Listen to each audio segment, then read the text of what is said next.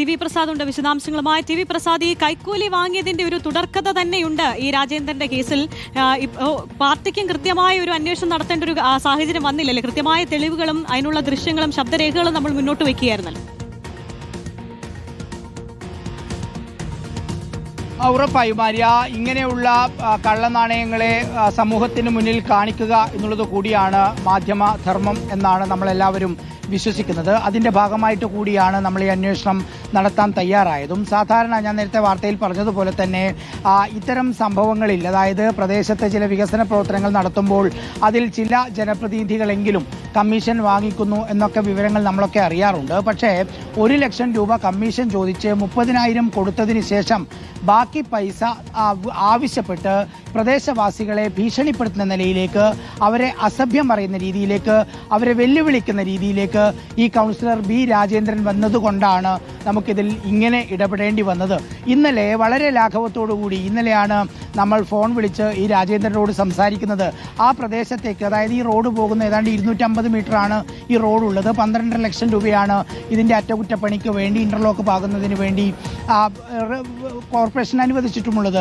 അവിടെ ഏതാണ്ട് 10-20ലധികം പ്ലോട്ടുകളുണ്ട്. അതിലൊരു പ്ലോട്ട് ഉടമ എന്ന രീതിയിലാണ് പേരൂർക്കടയിലുള്ള സുരേഷ് എന്ന പേരിൽ ഞാൻ കൗൺസിലറെ വിളിക്കുന്നത്. കൗൺസിലർ അപ്പം തന്നെ ഉള്ള കാര്യങ്ങളെല്ലാം അങ്ങ് തുറന്നു പറയുകയാണ്. 1 ലക്ഷം രൂപയുടെ ആവശ്യം കൃത്യമായി പറയുകയാണ്. അവിടെയും ഇവിടെയൊക്കെ കൊടുക്കാനുണ്ട്, മേയറെ കൊണ്ട് ഉദ്ഘാടനം ചെയ്യിക്കണം തുടങ്ങിയ ഒരുപാട് കാര്യങ്ങൾ പറയുന്നു.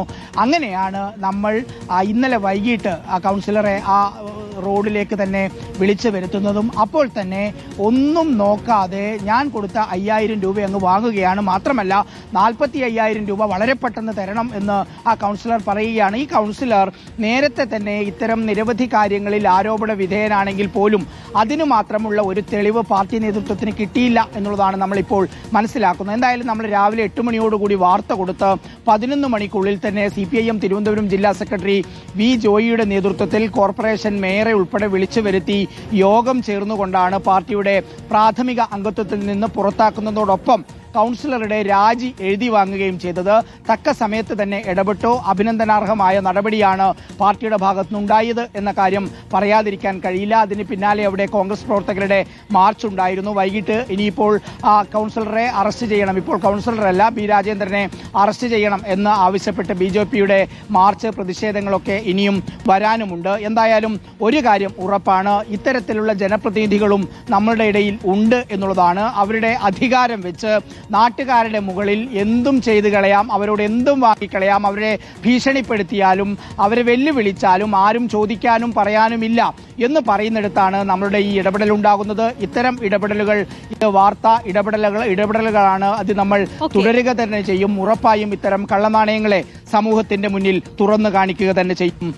കർശന നടപടി തന്നെയാണ് സ്വീകരിച്ചിട്ടുള്ളതും. ടി വി പ്രസാദാണ് വിശദാംശങ്ങൾ നൽകിയത്.